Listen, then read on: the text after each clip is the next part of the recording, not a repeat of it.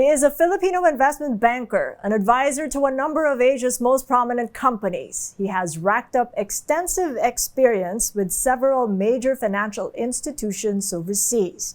Now retired in the Philippines, he's been sitting on boards as independent director, doing some direct advisory work and acting as senior advisor to private equity and venture capital funds.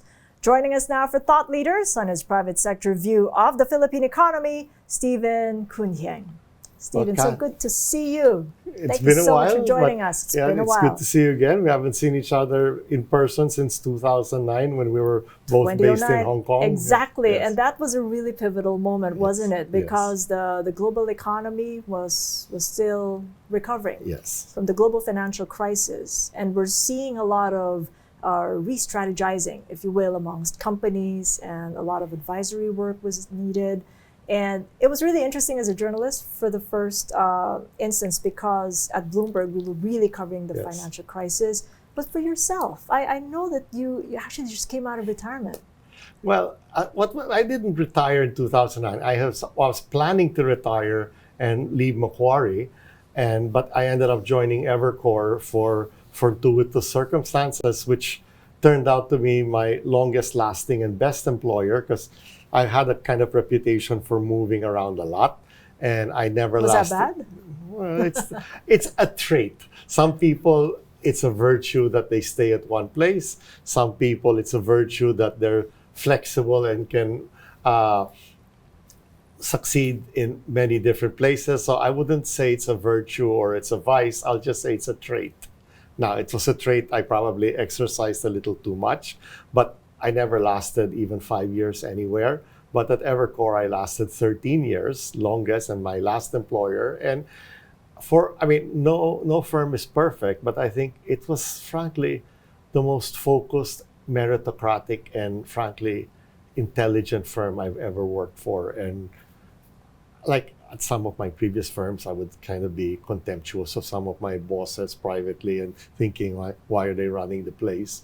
At Evercore, I actually felt I was honored to be in their company. They were really trailblazers and not just movers and shakers, but frankly, icons globally of their industry sector. So it's a very great honor to be employee number one for Asia in Evercore. And so I ended up lasting long, but I mean, most people in investment banking retire in their 40s and 50s. But I was just getting to that because when I met you again, you just said you got out of retirement and you were because I was going to retire, then I ended up staying instead. I was 50 then. Well, talk to us about the landscape, Stevie, because it's really interesting. As you decided to come back, you were at the cusp of that recovery.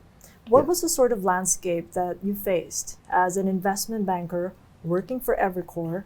And what kind of needs were there for ASEAN companies? There was the needs of my potential clients and the needs of my company and myself. First, Mark Twain had a great line. He said, "History doesn't repeat itself, but it rhymes."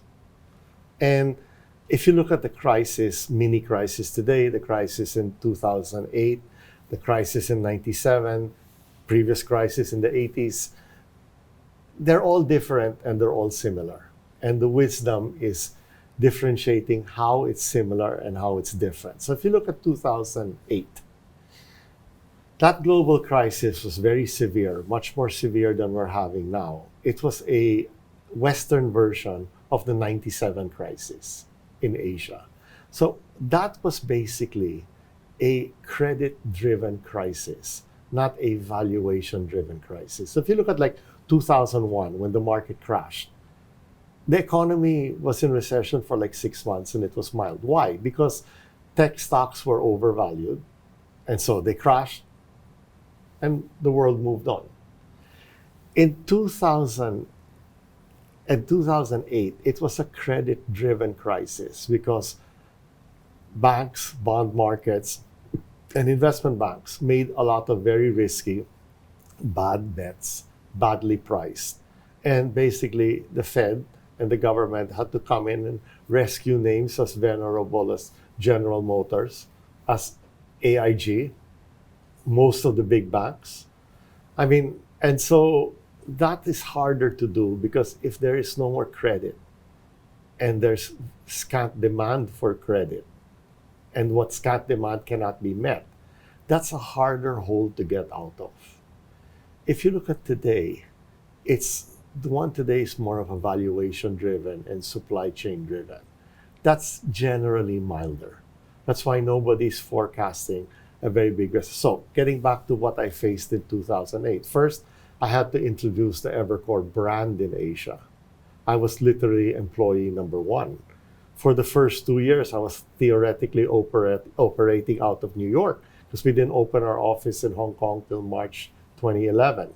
So I first had to introduce the brand. Second, I had to do advisory services where you're basically paid for coming up with a solution to clients who had to have a personalized, bespoke solution to what they needed, but at the same time, telling a U.S. firm, you have a great reputation. They were the number one independent advisory firm in the U.S., that we also have to do solutions differently, use the global expertise, but tailor it in a very particular manner to the varied needs of our Asian clients. So I had to do all that. And actually, my very first deal with Evercore was the second batch of selling Meralco to PLDT and when Metro Pacific. So that was clearly a restructuring situation where one side decided they wanted to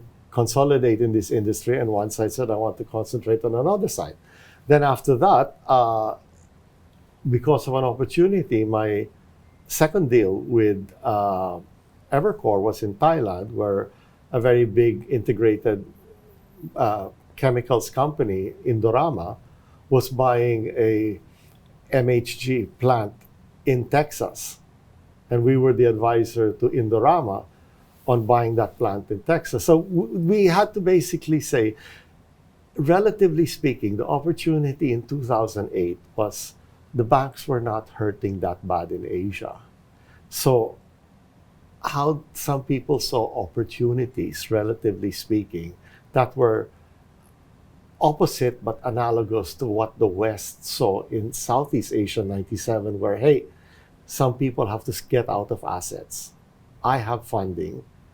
Valuations might be better than they were in a decade. How do we buy those assets?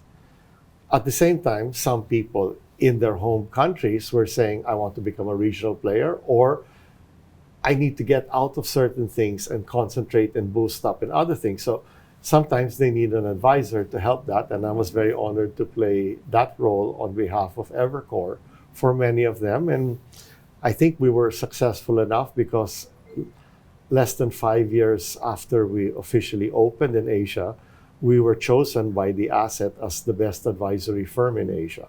Interesting that you mentioned the Philippines and Thailand and sealing these deals in these economies at a time the global financial crisis was just coming to a close. And you mentioned restructuring and certain investments needed in Thailand. Where was the Philippines at on the list of foreign investors during that point in time, after the global financial crisis? I'm being very honest, non-existent. Why? Because I'll be really blunt, we're a manufacturing desert. If you look at the scale of manufacturing, and I'm not talking about light assembly, real manufacturing, and I'm sorry to be so blunt, an embarrassment compared to our neighbors. Apart from food, we don't really have manufacturing. You look at other countries where they have cars, they have steel, they have integrated using their resources, petrochemicals and all that. We don't. So relatively speaking, there wasn't that much investment into the Philippines because there wasn't that much to invest in. I mean, you might want to start a bank. That's not really, you don't need to buy a bank to start a bank here. So it's financial services, BPOs, and some light assembly, semiconductors, things like that. So unless you're building malls and buildings to house these people. There isn't manufacturing. While the best proof of how bad our manufacturing is look at our power consumption. We have about $3,000 GDP, 115 million people. And what is our peak power consumption for the country? 15,000 megawatts. All right, let me give you two examples. Thailand, with double our GDP per capita, 70 million people, and about 7,000 GDP per capita. If I remember right, it has about 40,000 megawatts demand, with 1/3 less people. Vietnam, which everybody's saying is the investment darling now for direct investment. Vietnam, with 96 million people and 2,700 GDP per capita moving up, uses 60,000 megawatts, 4 times the Philippines. That's the difference. Because it's one thing to run the air conditioning in this building. It's another to be in manufacturing. Like if you have an integrated steel plant where you're changing iron ore to billets, your 40 to 50% of your cost is power. Because you're literally changing a raw material into a finished product. That uses a lot of power. The fact that that Vietnam uses 4 times our power with 10% less people than us and 10% lower GDP. So that was the perception or the reality. That's the reality. As you see, and everybody as you saw knows it that. in the global financial crisis. Yeah. But what about right now? It's the Has same. that reality changed Okay. from an investment banker's point of view and the foreign investors that are trying to look for assets or countries to invest in? I'm obviously associated as an advisor to one of the largest largest Asia-focused only PE firm. And we look at opportunities through the region, including the Philippines. They mention all these industries they like. And they say, who are the players in the Philippines? And I say, none. Because it doesn't exist. Because we just import all of it. We import all these finished products. And the other Asian countries make them. Now, you'll say, why is that? Companies and investors generally are rational people. Let's assume I'm going to start this manufacturing plant, and 40% of my cost is power. Even if power exists, if it's 30 to 50% more than in my neighboring countries, it's like I'm starting a basketball game down by 20 points rather than 0-0. So if you were sane, why would you come to a place where something that is 40 to 50% of your cost base is 20 to 30% higher to begin with? So you're It's saying logic. the Philippines had always been a hard sell all throughout the decades frankly. in your 36 years as Yes. an investment banker. And that's why you've seen the manufacturing pace go down and down and down and down. And it's a tragedy. My Well, job is to sell what makes sense for the Correct. buyer and the seller. So what makes sense in the Philippines? There must be something Well, that that's why, makes it I'll be sellable very and honest. You see, attractive. I will be very honest. A lot of the M&A has been in country from one buyer to another when there have been new strategies or exiting opportunities. The little M&A that you've seen cross-border has more been in service companies, Metro Pacific hospitals, telecom towers. But you don't see this basic industry company being bought by the last time that happened was in the financial crisis when the cement companies were generally bought out by foreign companies. That's it. And if you look at manufacturing here, primarily it's cement and food. Yeah, URC, Mondenisin, San Miguel. I mean, but apart from that, you tell me what you see in other countries: industrial gases, car assembly, toys, appliances, white goods. None of them are made here anymore. They're all imported. from your point of view, how did they get from here to there? Who, we for or the, Vietnam, for Indonesia, Thailand? Okay. What's the one sort of similarity that they have that we should have, so that we can progress just as much as they have? I've seen this painfully because I had 3 clients in basically 2017 to 2019 who were basically, most of their production was in China. And because of political tensions, they weren't going to shut down China, but they wanted to have a second major source. One of them was even owned by an overseas Filipino, okay? Filipino-Chinese. And all 3 of them were getting ready to relocate here. One was a software services company, one was a pharmaceutical assembly company, and the other one was also a tech company. All 3 moved to Vietnam. One was even a Filipino Cebuano, and he even came here, was already picking the site, everything. All 3 went to Vietnam. All right? And all they did was in the Philippines open a call center and support. But all the product development, all the manufacturing, depending which it was, they all chose Vietnam over the Philippines. Now, why?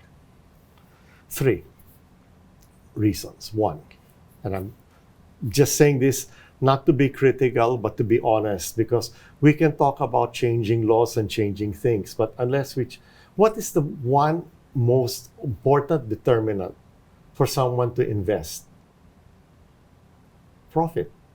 If you're not going to make money, you can put all the incentives. Myanmar has plenty of incentives. Okay, but if you're not going to make money, you're not going to go. And if you're going to make a lot of money, you'll put up with it. Why do people pay more taxes in the US to live in California or New York rather than Wyoming or North Dakota? Because they have jobs and can make more money in New York. Will you pay state tax, but you can earn 7 digits, or go to a place with no tax and earn 5 digits? It's making money. So why do people go to Vietnam and think they can make money versus come here and think it's too tough? One, power is cheap. If you're manufacturing, as I said, anywhere from 25 to 50% of your cost, depending on your industry's power. So if you start out already with the deficit there, why will you come here? And the fact is, we have seen manufacturing dissipate in the last 40 years in this country. For that, that's the first. Second, the quality of the workforce. I'm very sorry to say that, like for the tech company, they said the data programmers are actually better in Vietnam. And they said the graduates from the second-tier university are equal or better than the graduates of our top universities. And the people in the top universities here, they want to they work in a good building in Metro Manila and everything. In Vietnam, they like being in the second-tier cities because they can get the same salary as if they were in Ho Chi Minh or Hanoi, but the money goes further. And so I'm sorry to say the quality of education, because we've been having ridiculous debates which have been settled in other countries 50 years ago. We're arguing again whether we should teach people in English or Filipino. Every country has settled that issue. It is not facility in a foreign language, it is depth of comprehension. And you will always understand slower if you're learning in a non-native language. All of them teach comprehensive English as a second language, but they do quality education in a local language, and that's why their scores are better. Do you think it's how well you can speak English on the phone that will determine whether you write better or worse code? That you can make the right decisions engineering-wise as you fix an assembly line or adapt a product? It's not language facility, it's comprehension. And we're also behind. And the third, besides energy and infrastructure costs, quality of the workforce and their education, the third, honestly, is the government, the support the government bureaucracy gives you. I always joke, in Vietnam, they have a one-stop shop. In the Philippines, it's part of the profits. Many times, you have one shop at every stop. I mean, I'll tell you a true story from one of my clients. They were in a uh, animal feed business. They had a local partner, and then after having a good experience for 5 years, the local partner said, "I'd like to retire. I'll sell out to you." So they did. So now it's 100% foreign owned. After that, the local mayor was trying to harass them in Vietnam, obviously asking for bribes and things like that. And so my client went to the Ministry of Trade office, the equivalent to the BOI, and said, "What should I do?" The BOI said, "Can you explain everything to us?" They explained. They said, "Give us 2 weeks." They investigated and threw the mayor in jail. But to be fair, the Anti-Red Tape Authority, that's an innovation from Yes. previous years. Yes. And that But hasn't I'm talking about attracted foreign effect investor versus interest. policy. I'm talking about in practice. So what in the policy do we need to change? I think it's execution. You know, people will forgive well-meaning but imperfect policies for excellent execution. I remember there's a great picture of General Patton in one of my Vietnamese clients' offices. He said, "A good plan executed expertly today is better than a perfect plan executed in 2 weeks." You don't have to have perfect policies, perfect everything. You have to have good execution. And so, like, when they say you will be hassle-free, they meant it. And like, I'm not saying we all should live in a dictatorship and a one-party state, all that. No, but if you're a foreign investor and you're seeing that kind of support and that kind of execution of policy compared to what you'll have to do here, where will you go? But to be fair, I mean, the countries that you mentioned, Vietnam and Thailand, they're not democracies. They're monarchical. I agree. So there's a difference I agree. in government and the way the government's set up. So would that be a fair comparison Well, with the way okay. execution goes in a democracy as the Philippines? Okay, there's one of the things that I feel sad about in the Philippines is people say, how can there always be coups in Thailand and the tourists come back after 1 week? The foreign investors don't leave. Here, there's a coup attempt, it fails, and nobody comes for 10 years.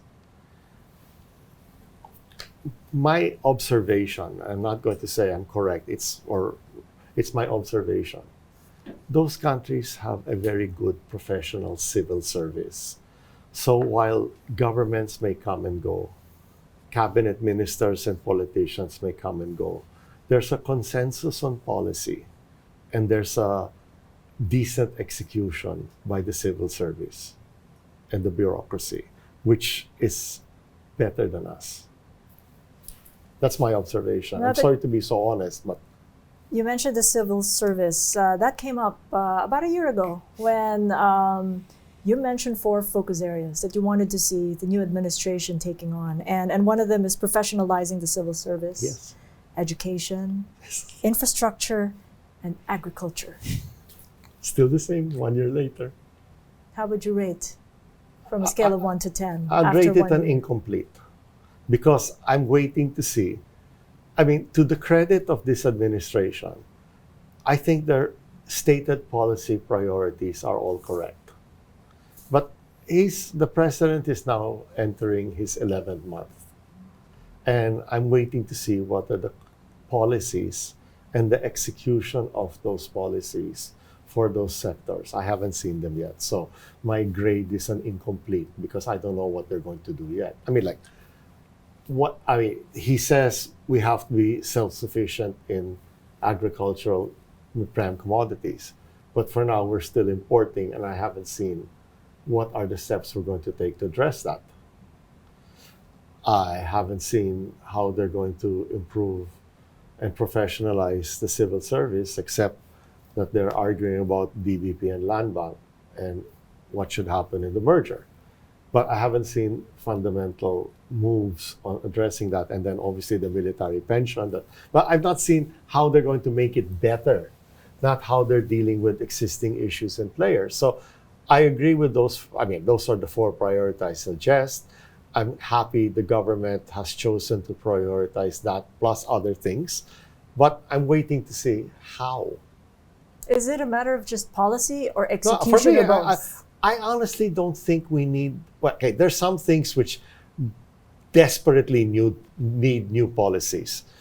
The sugar purchasing regime, and that's basically, I wasn't born when that law was passed, and I'm 64 years old. If there's anything that's overdue for change, it's that. Like when I was in Thailand and Vietnam, if you look at the productivity, first of the finished product, the sugar mills, they're all modern in Thailand. That's why the productivity, the output of that mill is so much higher. But then what's really shocking is the agricultural yield per hectare for rice and sugar in Thailand and the Philippines and Vietnam. We should be happy they're as efficient they are, or we'd be starving. Because what if there's no rice to import? I'm not sure. I remember I was there, and there were people say, "Oh, it's so hard to do that in the Philippines because there are a lot of small farms."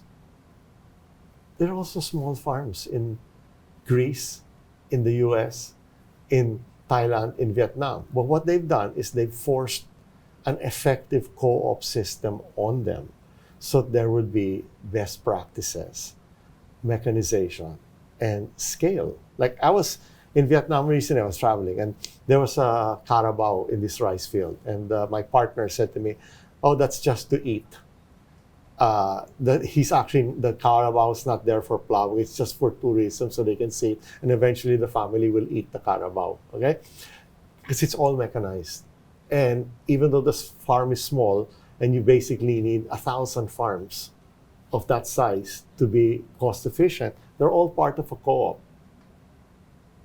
And they're doing that. Then you're part of a co-op, then it's a little more practical who gets irrigation, who gets support, who gets supplies, because it's no longer one farmer negotiating with whoever's the person granting this dispensation versus the next farmer. It's a co-op. So in your 36 years as an investment banker looking from the outside in, what do you think is the one thing that the Philippines did right? I think one of the things we did right, unfortunately, is long-term not good, which is since we have no jobs, we've exported our people. And it's sad because that comes at great social cost and family cohesion and national pride. But I mean, if you look at traditionally who creates trouble in countries, it's usually colonels in the military and lower middle class intellectuals. You look at who's behind all revolutionary movements. And I think the reason why we've had social stability and political stability in the country is the troublemakers are now all OFWs. They're not here. Can you imagine if the 10 million people who've emigrated or OFWs were here looking for jobs?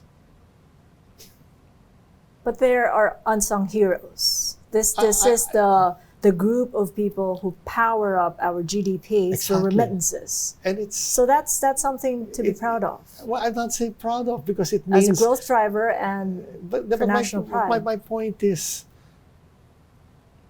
you had to save the country by telling 10% of the country to leave, or their families will starve. I think the ultimate vote is not the vote for Marcos, Aquino, Arroyo, Duterte. It was the vote to leave the country. To say, I wouldn't have had the career I had if I stayed in Manila. You wouldn't have had the career you had if you stayed in Manila. We're very simple. We're both high-paid, white-collar OFWs at our time. And then we rode our global expertise to now be here. But if you hadn't, let's assume you stayed in ABS-CBN all your life, what would have happened? It would have been good. But why did you choose to go to Bloomberg? Why did I choose to leave PCI Capital, where I was the head of investment banking, to take a risk joining Morgan Grenfell and Solomon? While I remember like, I mean, I had to hire people.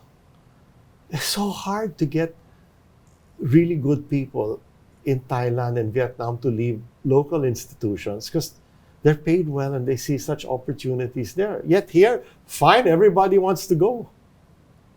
But that's the one part of the exodus, if you will, of OFWs and including expats. Yes.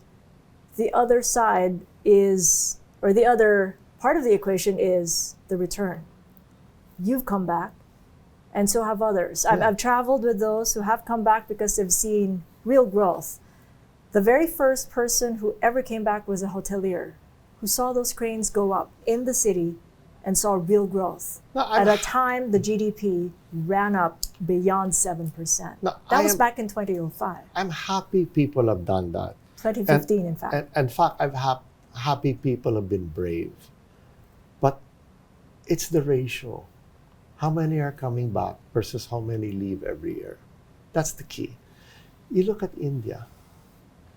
When I went to business school in the 80s, the dream of every Indian, Bangladeshi, or Pakistani was to get a job in the US because there were no opportunities back. But look at what they've done since then to come going back. So you could say so now you've got two very clear examples of the results. Multi-billion-dollar Indian software and tech services companies, and practically all the CEOs of the major US tech companies are Indian.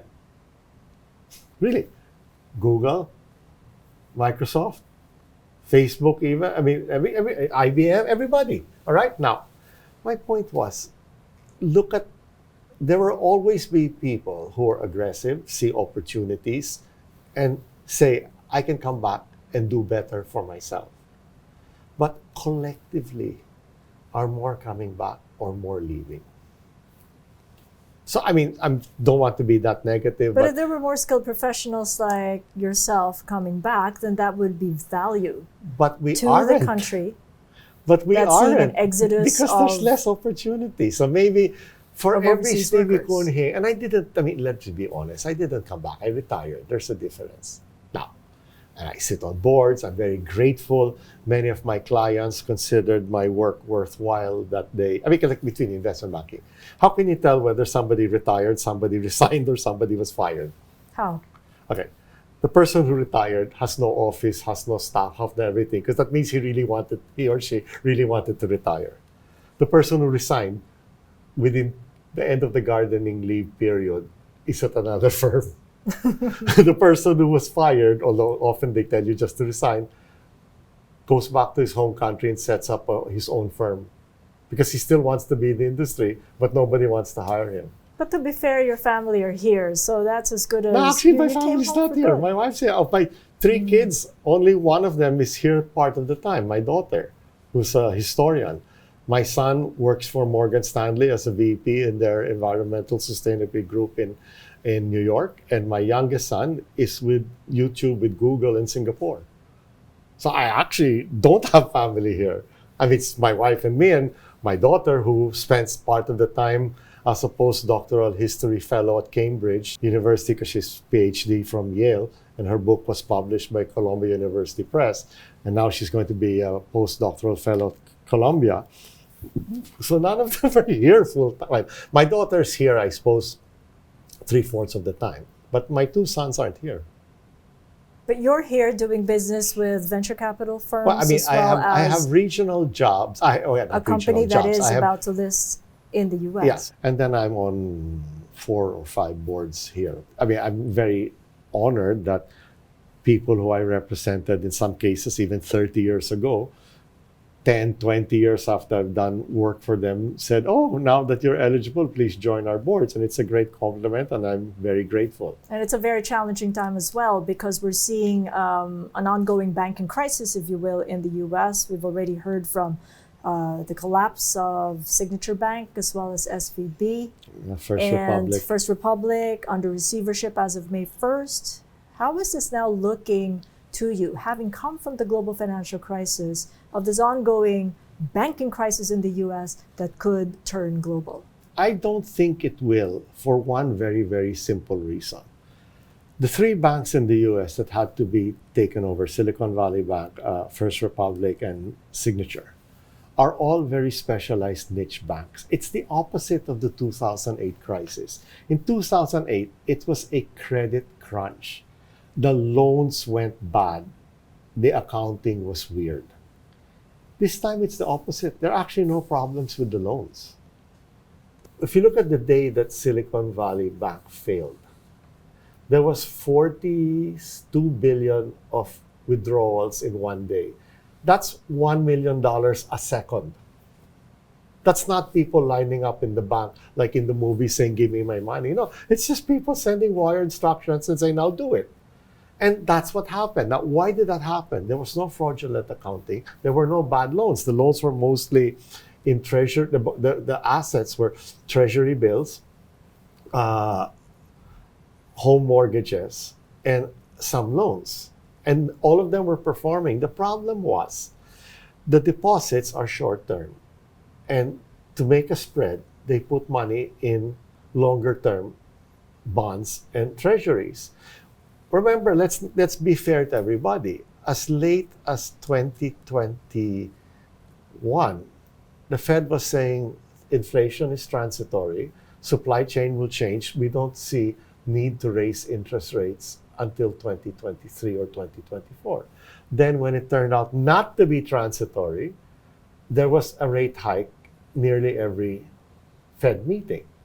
Now, it was the mark-to-market where the equivalent long-term instruments had now demand a higher yield, but you had bought it at this yield, but then now the depositors are demanding higher interest and all that. So it was really, they should have moved faster, but it was unexpected. Now, so the people who have a broader normal deposit base are not having problems, those banks.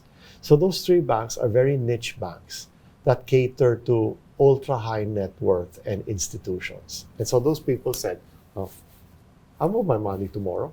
All few billion of them at a time. What do you do? But most analysts now are predicting a recession in the US. But that's do you agree? Okay, as Paul Samuelson said, the stock market has predicted 9 out of the last 7 recessions. They've been predicting it for a year. It's probably going to happen. But as Larry Summers, who has called this since 2021, he was the only guy basically saying inflation is not transitory and everything. So it's Larry Summers' world, okay? Between Paul Krugman and Larry Summers and the Fed, Larry Summers was correct ahead of everybody, and it was a very gutsy move. Even he is calling for a very mild recession. Because, see, valuation-driven recessions are easy to correct, and they're mild. It's credit-driven recessions like 2008 that can become depressions and are very sticky. We're fortunate that we are not dealing with a credit-driven recession if it comes. It will be a valuation-driven recession, level of interest rates and level of stock market prices and asset prices. So once that corrects itself, it's fine. Do you see a similar recession in the Philippines? Probably. Because if you were used to this level of leverage at this level of cost, and it's been that way since roughly, post-ERA, when Gloria stabilized, so basically like 2005, 2006. It's been nearly 20 years. So if you've had this regime where you've had very stable exchange rates, very stable interest rates, very high leverage available, you have to be as old as I am when you had a devaluation every 7 years and 15% interest rates were cheap. People who are below 50 years old were kids the last time that happened. They were teenagers because this regime has been this way for close to 20 years. But when you look at our borrowing costs, they've been higher borrowing costs over the past few years, and we've also faced a weakening peso. That's what I'm saying. In 5 to 7 years. Exactly. So it's that combination. In 2005, you had the peso close to 60, like 58, 57. They went all the way down to the 40s, and then interest rates went down, leverage went up. you've basically, what happened is the last roughly 20 years has rewarded the aggressive risk takers and the borrowers. In the past, the aggressive risk takers and borrowers were creamed every time there was a major devaluation or recession. 1997, look how many people had to get out. 1983 to 85, things like that. 1990. So, luckily, enough of our business leaders and our policy holders are people my age or older, and they haven't unlearned the lessons from 1997, from 83. They were around. So the institutional memory is quite good, but there are a few who, and there will always be a few, who are over-leveraged, and you have the combination of higher interest rates, less leverage allowed, and lower cash flows, and it becomes a vicious circle of liquidity and cost of borrowing. And most in the Philippines, the big companies will be able to ride it out, but a few won't. And that's always the case. Talk to us about that risk, because most, if not all, of our major conglomerates do have dollar-denominated loans. So how well positioned are they for the eventuality that they might not ride it out? I mean, okay, my view from the how do you see the Philippine corporate borrowers state? Okay, how are they coping? My honest opinion, I'm very sanguine on that, because it's not okay. What was the problem in '97? A lot borrowed in dollars because they thought it was cheaper, but a lot of also what's been forgotten about '97 is a lot borrowed short term in dollars. People, at least in the Philippines and in most of Asia post '97, when they borrow in foreign currency, they're actually quite prudent. They don't just borrow in foreign. Remember, there was that, you probably remember him, Steady Safe, that Indonesian taxi company that brought Peregrine under. Because Peregrine issued short-term dollar bonds to support this Indonesian taxi company. And when they couldn't refinance, they went under, but Peregrine didn't sell it down, so it was on their books, a larger amount than they wanted, even though it was a bond, and Peregrine went under. Okay? But you don't have steady safes anymore. So the people who borrow in dollars, most of them, it's either a prudent amount, it's in effect naturally hedged, like they either also have dollar revenues or our ability to shield. Like if you're an infrastructure company, your pricing is this. If you're a mining company who's exporting, it's international commodity prices, and so on and so forth. So there are a lot of the borrowers, the part that's in dollars are naturally hedged, some of them. And the third is they're also not borrowing like 3 months that I'll roll over every 3 months. The short-term CPs are for peso instruments. The dollar borrowings are more term and matched. So fortunately, we learned our lesson so painfully in 97 and 83 that many of us haven't forgotten. Talk to us about the concept of too big to fail, because this happens overseas when the government tries to save an entity that's going bankrupt, or maybe a bank that's going bust. Do you think that concept exists in the Philippines? Yes. But fortunately, the companies are humbler about it because the capacity of the government to save them is also less. See, if you're the Federal Reserve and you're the US government and you can print the reserve currency, your firepower is much bigger. If you're the BSP and you're the DOF, how much can you save someone who needs to be saved if it's beyond your bala? So the companies themselves are also more prudent about getting themselves into a situation where they're too big to fail, but the government's not big enough to bail them out. Because we don't issue a reserve currency. If it happens that an entity has to be saved, do you think the Bangko Sentral should step in to save the entity? Give credit to the Bangko Sentral, which is one of the best run government agencies. They're very proactive about that. I have seen where very quietly, with very little publicity, they really monitor the loan book of the banks, and they tell either individual banks, you're too concentrated to this name or this sector, or they tell the banking industry, you're too overweight in this sector and it's a systemic risk. So I will give a lot of credit to the prudent supervision and wisdom that the BSP has shown in the last, frankly, since the 1980s crisis. They're actually one of the most quiet, unheralded, but successful and professional.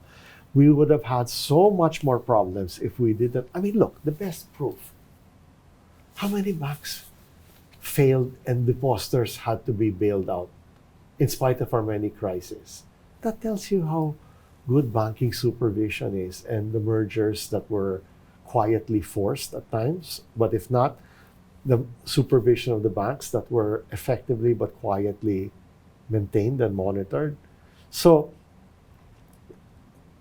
as they say, prevention is the best cure. But given what's happening in the US of this ongoing banking crisis and the steepening interest rates, the volatility, do you think that the central bank or the Banco Central should reevaluate the regulations in order to ensure that the bank's risk management models are adjusted to the times? I don't want, I mean, I'm a director of a bank, one of the smaller ones, that I'm very proud to be part of. All I can tell you is the BSP is not complacent about this. They're very proactive. And it's to the credit of the BSP and the government that we have that professional and that, frankly, effective government agency. And this has been not just the direction of the central bank governor, but the professional cadre and supervisors there. They actually, compared to other regulators in countries, they're very good. About those deals, I know that we talked about a couple of them, but the innovative ones are pretty interesting. And that's something that you did between 2011 to 2017. It's that span of time where you helped a beer and food company to buy an airline, a retailer buy a copper mining company, and another retailer to buy a logistics company. Yes. And that kind of innovative fashioning, if you will, of a deal. How does that come through in an ASEAN setting where companies are admittedly just run by one or two family groups? I'm very proud of unlike that in record. the US. Because, I mean, okay, I did win 14 deals of the year in 13 years. I'm told nobody else has achieved that. And maybe it's first my nature, second having the right employer who was supportive of this kind of crazy idea pitching by one of their senior bankers. But third, I think it's a combination of my personality and circumstance. Circumstance is in all my employers, I had no predecessor. I was the first guy at Evercore, and for the markets I covered, the first guy at Macquarie, Merrill Lynch, Solomon, Morgan Grenfell, and PCI Capital. So I had to build a track record for a company where none existed previous. So you don't go that by saying, I did all these deals in the past, and now choose me. So I had to convince people to take the proactive step of choosing us versus a regular bank who had a longer track record than us. So that kind of necessity meant you had to be more innovative, and you had to be more proactive, and you had to be more flexible. Fortunately, it's my nature to be that way. That's why, I'll tell you honestly, Merrill Lynch is a great firm. It was my least successful firm because it was the most structured and the biggest. While one of the hungriest firms that I was in, Solomon, I did very well. And then my last employer, Evercore, was the smallest. But I made more deals, more money, more deals of the year with them than anybody else because it was also in their DNA to be innovative and value added. And frankly, the most important of all was meritocratic. It was, I mean, I have my arguments with people there. There are people I didn't like, there are people I loved, but it was literally the most meritocratic firm I've ever worked with. So winning deals can be had in a country which you consider a bit of a laggard against the other ASEAN neighbors? Well, I mean, my people tell me, oh, Stevie, you're the most successful pessimistic person. Because I'm always, I mean, you can see from that interview, I'm poo-pooing and this and that. But then you said you get things done, you get deals done. So maybe it's because I'm pessimistic, because I'm trying to be flexible, that, and also because I was at an employer that valued that kind of approach and thinking, that I got things done. But yeah, and I kind of enjoy it that way. It's more intellectually challenging, and frankly, it's more fun. What would you say to the 30-year-old who'd probably want to go through that crazy path that you took? Okay, I'm going to say two things. Your path can be an individual path. You don't have to follow my path. Like, for example, I would say Bong Kun Sing and Lauro Baja are real good long-time loyalists. One was at JP Morgan for decades. One has been UBS for decades. Both have moved up very well. They are people with personalities who are very patient, very tolerant, and can deal with big institutions and bureaucracies. I'm the opposite. I'm basically a deal maker. I'm considered very difficult to manage. And I don't like managing, I like doing deals. They're more like really great representatives of their great firms. So you can do that path, you can do my path. There are other paths. So you don't have to follow one way, but find the path that is in line with your skills and your culture. So for me, the most important is be in a firm that fits your personality and the corporate culture is agreeable to you. Because I found out the hard way. For example, the firm I was least successful in was Merrill Lynch, but it's a great firm. I don't fault it. It's I didn't fit culturally there. Evercore is the smallest firm I worked for internationally, but it was the greatest fit, and I lasted over a decade and won 14 deals of the year in 13 years. Oh, so find the path that works for you. The second advice I'd give is don't compromise on quality and don't compromise on ethics.